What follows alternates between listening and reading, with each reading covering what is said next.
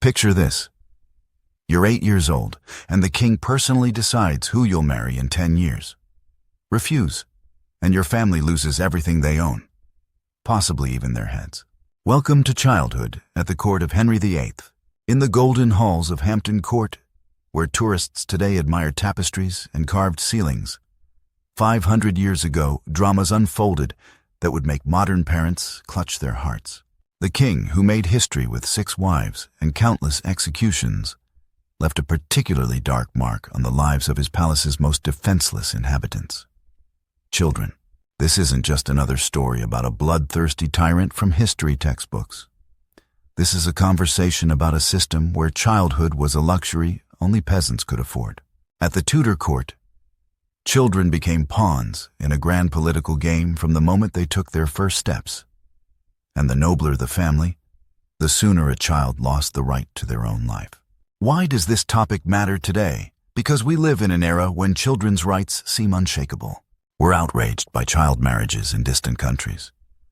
We fight to protect children from exploitation. We create international conventions. But do we understand where the idea of childhood as a protected period of life came from? And how fragile civilization's achievements can be? The story of Henry VIII and the children of his court is about how adults' political ambitions turn little people into instruments of power.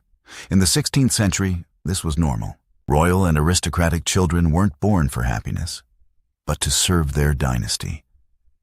Their future was determined not by abilities or desires, but by political advantage.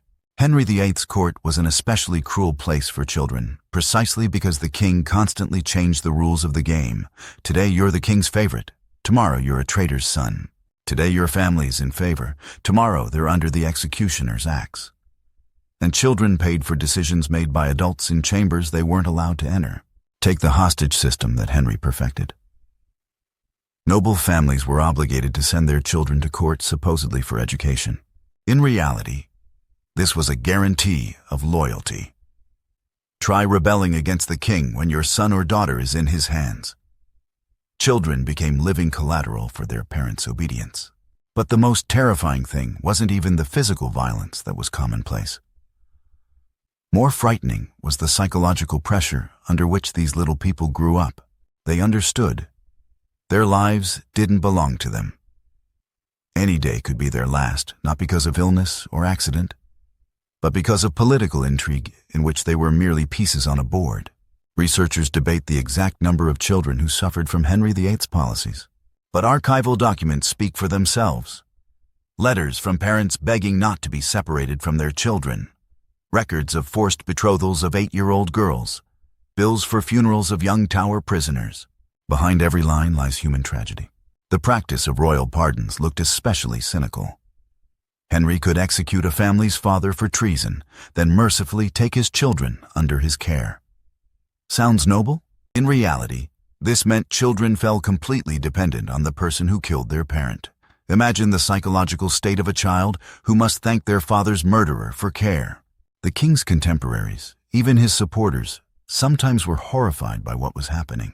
Thomas More, future saint of the Catholic Church, wrote about children at court as tender plants growing in poisonous soil.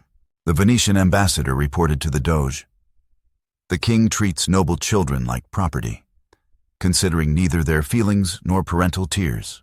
This system worked because there was no alternative.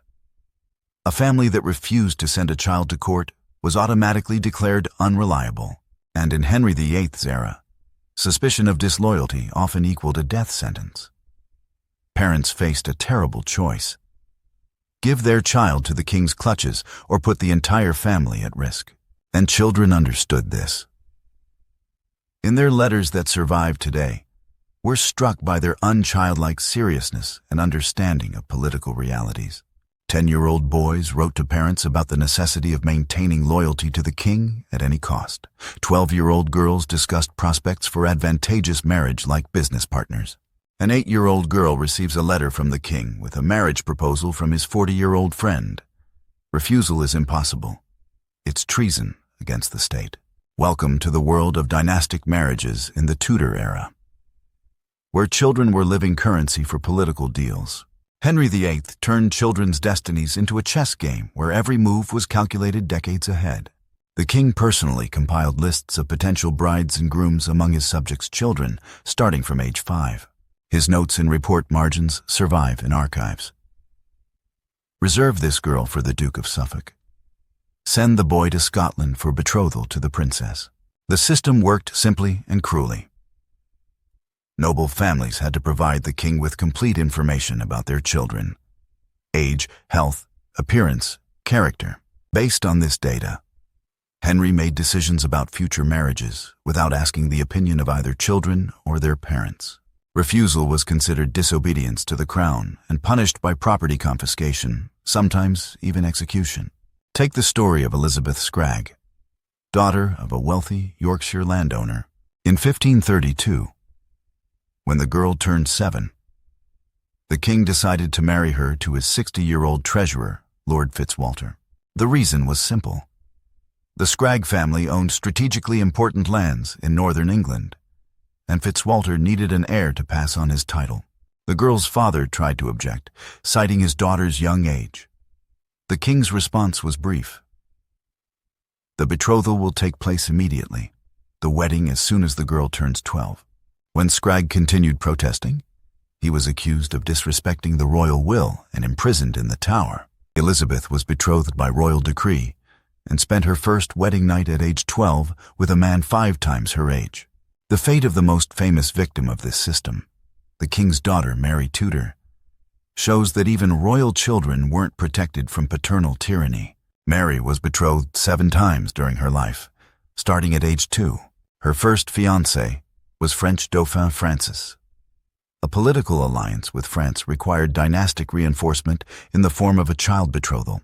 When Mary turned 6, her father broke the engagement with the French prince and betrothed his daughter to Emperor Charles V, who was 16 years older than her. 2 years later, the political situation changed again, and 9-year-old Mary was promised to the French king.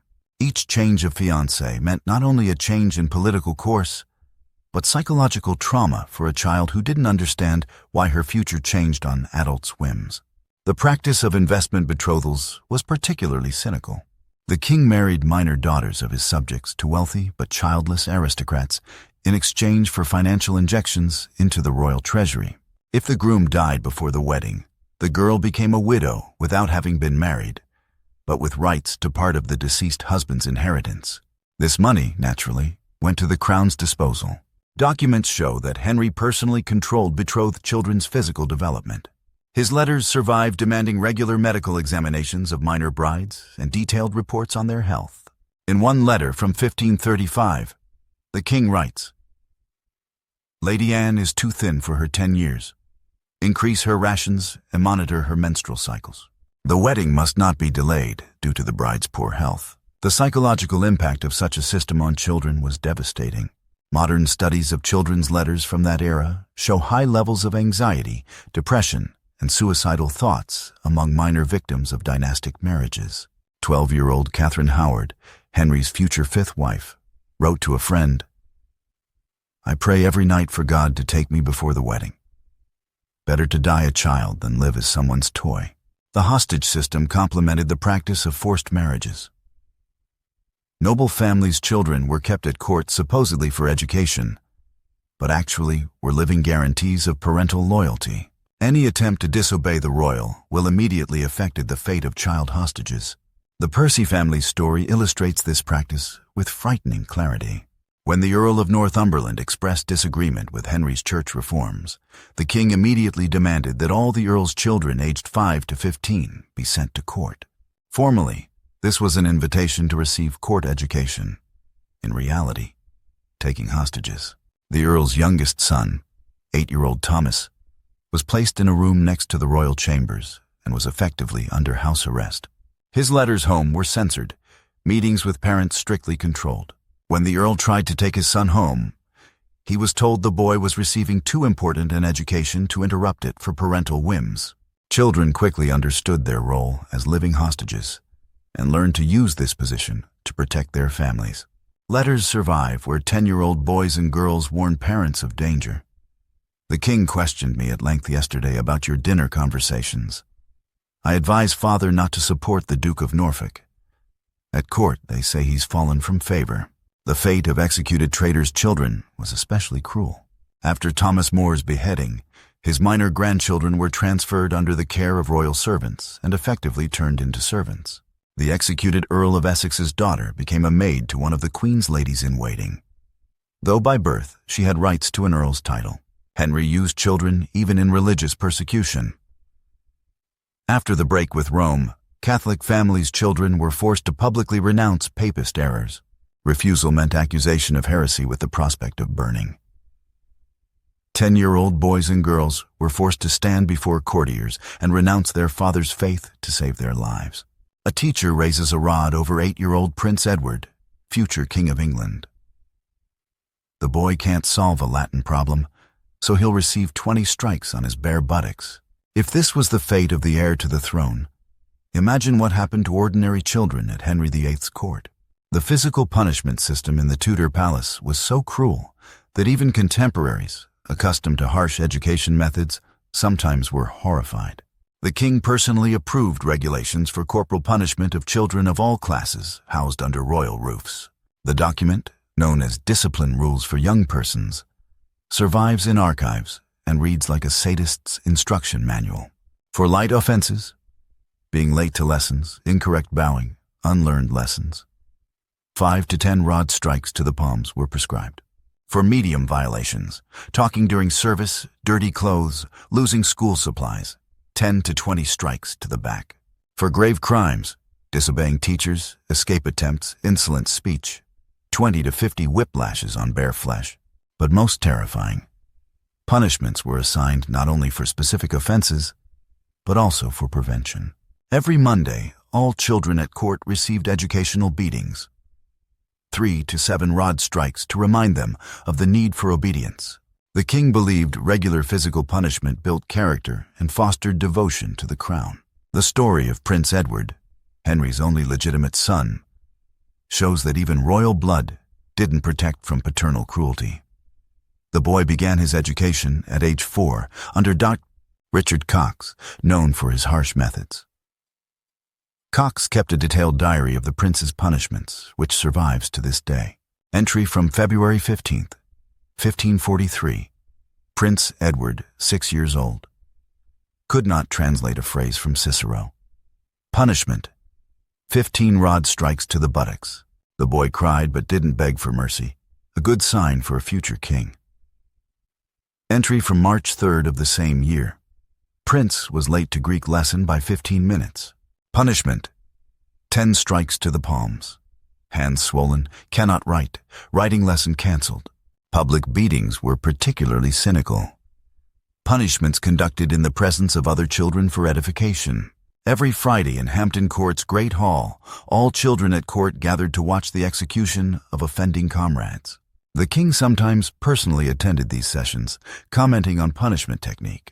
A letter from the French ambassador from 1539 survives.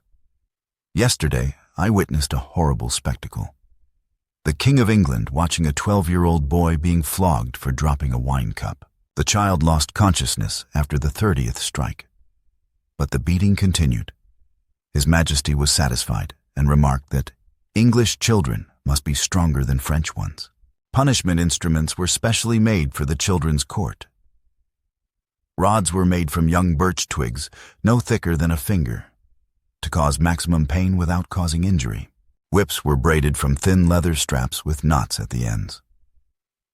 For the smallest children, soft rods from willow branches were used, which left bruises but didn't cut skin. A special category of punishments was designed for girls. They weren't flogged on bare flesh.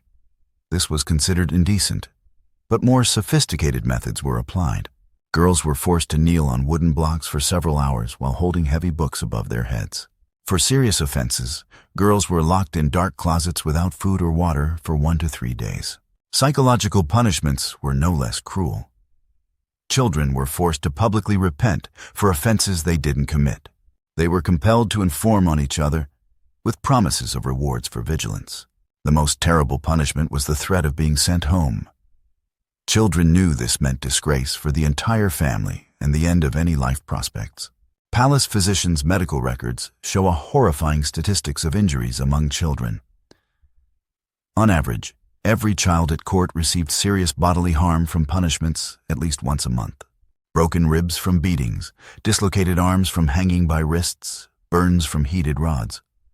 All this was considered normal consequences of proper upbringing.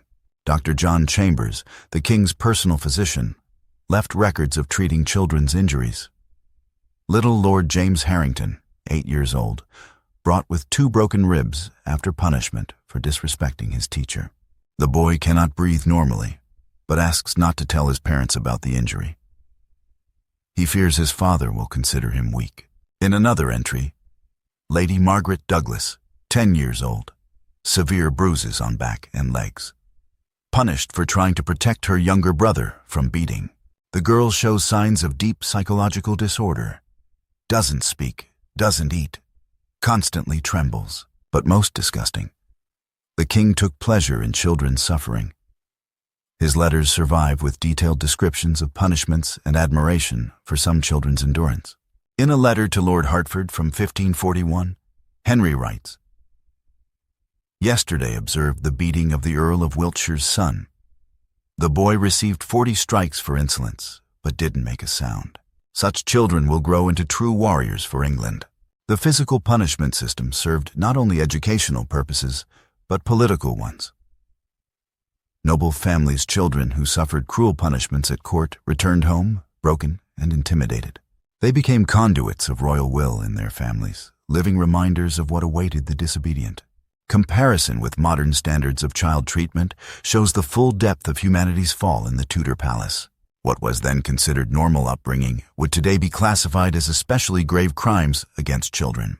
Each of Prince Edward's educators would receive life imprisonment in a modern court for systematic child abuse. 10-year-old Mary Fitzgerald stands before the palace chapel altar and publicly renounces her ancestors' Catholic faith. Tears flow down her cheeks, but she speaks words about papal errors. Otherwise, her younger brother will be burned as a heretic. Henry VIII's religious terror turned children into victims of adults' wars over faith. After the break with Rome in 1534, the king launched a massive campaign to eradicate Catholicism among English nobility. Children became the primary target of these repressions. Henry understood it was easier to break religious consciousness at a young age than to re-educate adults. A hunt for young papists began that claimed hundreds of children's lives. The system worked simply and mercilessly. Every week at the palace, faith checks were conducted among noble families' children. Children as young as 6 were forced to answer questions about the king's supremacy over the church, condemn the Pope's authority, acknowledge the legitimacy of Henry's divorce from Catherine of Aragon.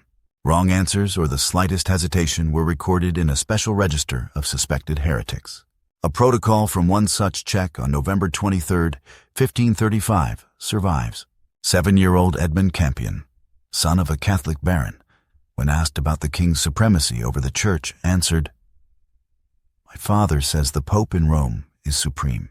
A week later, the boy was accused of heresy and sentenced to public penance.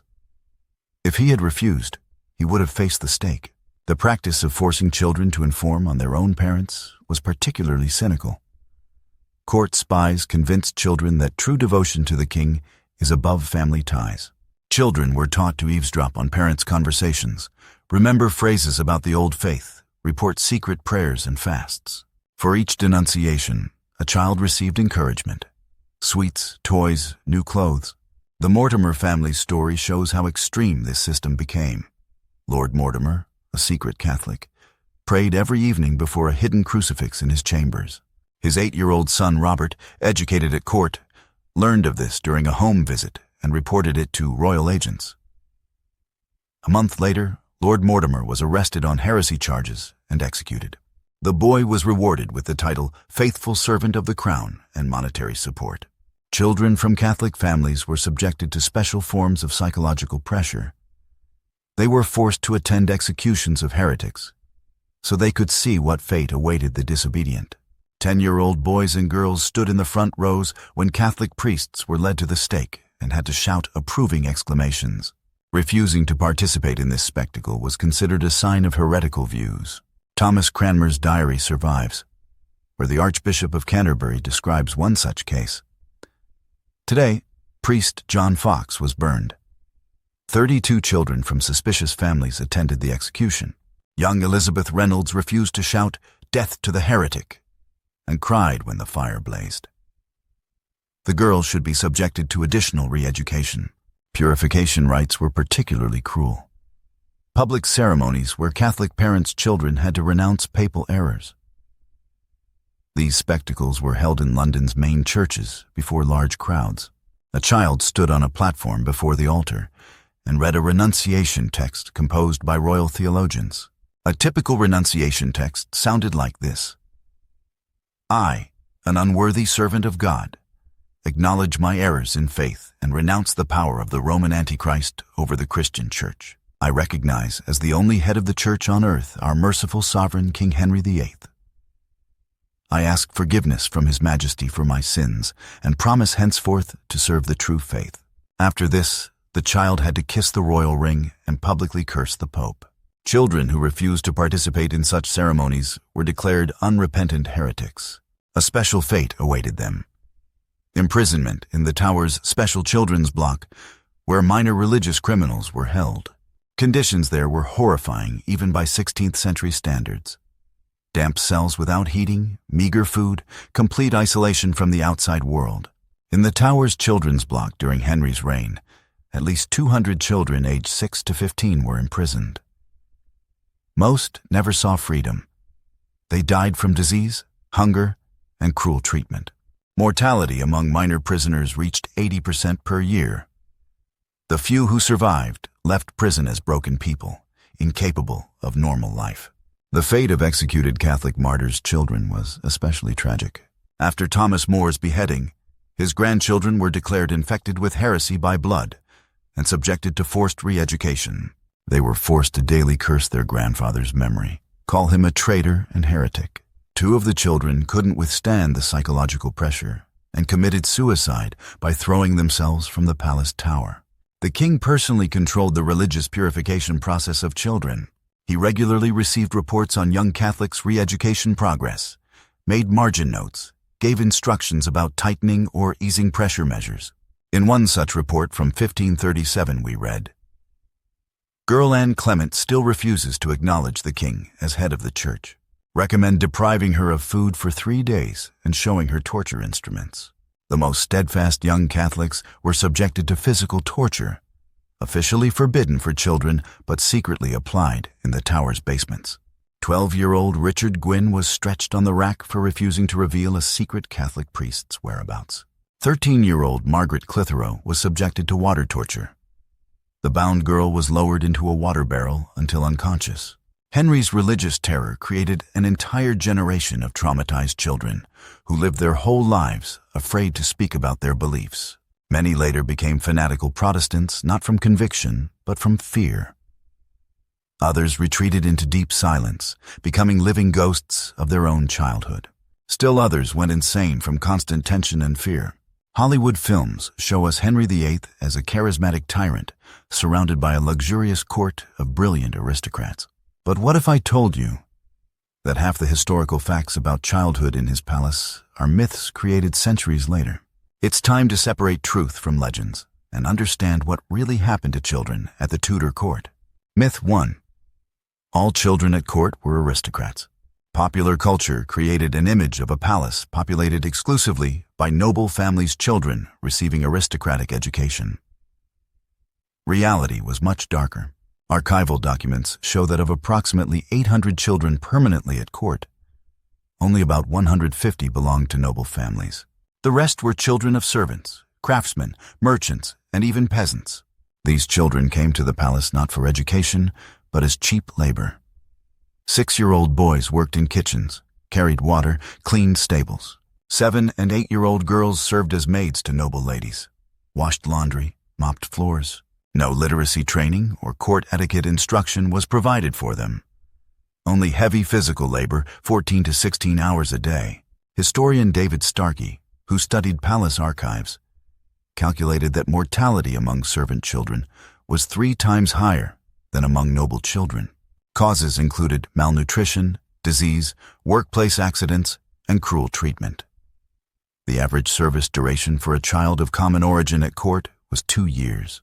After that, they either died or became unfit for work due to injuries. Myth 2. The king protected children as the nation's future.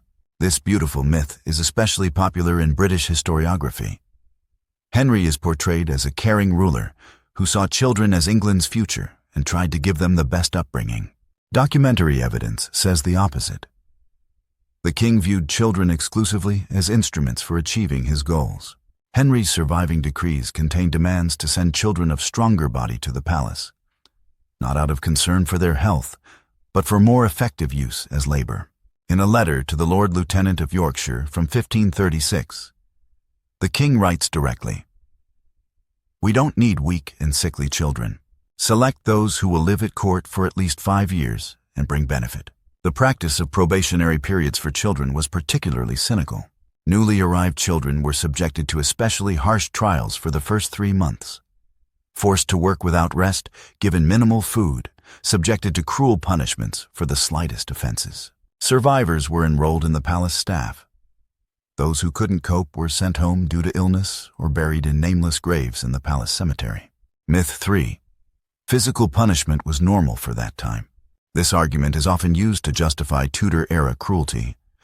Supposedly, everyone beat children in the 16th century, so Henry wasn't exceptional.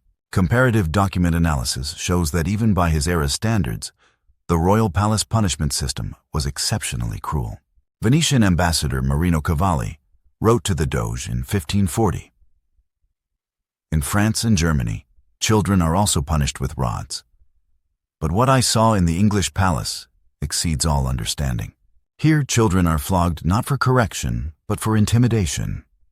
This isn't education, but systematic terrorization." Comparison with other European courts shows the unique cruelty of the English system. At the French court, corporal punishment of noble children was strictly regulated and couldn't exceed 5 rod strikes. At the Spanish court, children weren't subjected to physical punishment at all. It was considered degrading to future aristocrats' dignity. Only at Henry's court was beating elevated to the rank of pedagogical system. Myth 4. Children received excellent education. Popular films and books created an image of the Tudor court as a center of learning where children studied Latin, Greek, mathematics, and music. For the vast majority of children, this was an unattainable luxury. Real education was received only by royal family children and the most noble aristocrats. No more than 20 to 30 people at once. Other noble families' children received only basic skills: ability to read and write in English, arithmetic basics, dancing, and etiquette. But even this education was subordinated to the main goal: making children into obedient servants of royal power. Textbooks of the time consisted mainly of texts about the divine origin of royal power and subjects' duties. The content of the primer for young nobles, published by Henry's order in 1537, is revealing. The first phrases children learn to read: "The king is God's representative on earth. Disobedience to the king is mortal sin. A faithful subject is ready to die for the sovereign." No fairy tales, poems, or entertaining stories. Only political propaganda for toddlers. The real picture: a system of total control. Freed from myths, we see the true nature of Henry VIII's children's court. This was a system of total control over the English elite's rising generation. The king understood: to ensure absolute power in the future, children's will must be broken today. Every aspect of a child's life at court was subordinated to this goal. Daily schedule, food, clothes, entertainment, communication. Everything was controlled and regulated. Children were taught not to think independently, but to obey orders without question. Any manifestation of individuality was cruelly suppressed. The informant system was particularly telling. Children weren't just encouraged to report comrades' offenses. This became a mandatory condition for court survival. A child who didn't inform on a violator was considered an accomplice and punished equally. This created an atmosphere of universal distrust and fear, where no one could be sure of tomorrow. The psychological consequences of such upbringing were catastrophic. The generation that grew up at Henry's court was distinguished by extreme cruelty, suspicion, and inability to empathize. These same people later conducted religious persecution under Mary Tudor and organized mass executions under Elizabeth I. Numbers that shock. Modern researchers, processing palace archives, reached horrifying conclusions. During Henry's 38-year reign, about 12,000 children passed through his palaces. Of these, fewer than 4,000 lived to adulthood. The rest died from disease, accidents, were executed, or disappeared without trace. The average age of death for a child at court was 11 years. Main causes: dysentery, 30%. Workplace accidents, 25%. Complications from physical punishment, 20%. Murders, 15%. Suicides, 10%. These figures show the true face of English history's golden age. Behind the glitter of palace festivities and political triumphs lay thousands of children's tragedies, silenced by official historiography. Understanding this truth is important not only for historical justice, but for protecting children today. The power mechanisms Henry VIII used haven't disappeared. They've merely taken new forms. Learning to recognize signs of systematic violence against children in the past, we can better protect them in the present.